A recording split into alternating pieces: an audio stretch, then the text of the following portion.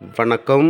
Welcome to Tiruchendur. வாங்க திருச்செந்தூர் கோவிலின் இன்றைய தரிசன நிலவரம் என்னவென்று பார்க்கலாம். இன்று சனிக்கிழமை வழக்கம் போல் 5 மணிக்கு நடை திறந்தாங்க. நான் வீடியோ எடுக்க சொல்ல டைம் வந்து 6:30லேருந்து 7:15 இருக்கும். அந்த நேரத்தில் கட்டண தரிசனத்தில் பக்தர்கள் குவிந்து இருந்தனர். நார்மலான கூட்டம்தான். அதே போல் பொது தரிசனமும் பக்தர்கள் அதிகமாக இருக்காங்க. அதுவும் நார்மலான பக்தர்கள் கூட்டம்தான். மக்களே, சுற்றுப்பகுதியில் பக்தர்கள் தரிசனம் செய்வதாக இருந்தால் ஈவினிங் ஒரு 3 மணிக்கு மேல் வாங்க. நாளை ஞாயிற்றுக்கிழமை வழக்கம்போல் பக்தர்கள் கூட்டம் அதிகமாக இருக்கும். அதனால் வெளியூர் பக்தர்கள் பிளான் பண்ணி வாங்க. மக்களே, சீனியர் சிட்டிசன் வழி எங்கே இருக்கின்றது என்று சொன்னால், அதாவது கோவில் என்ட்ரன்ஸில் கந்த சஷ்டி மண்டபத்தில் செயல்படுகின்றன.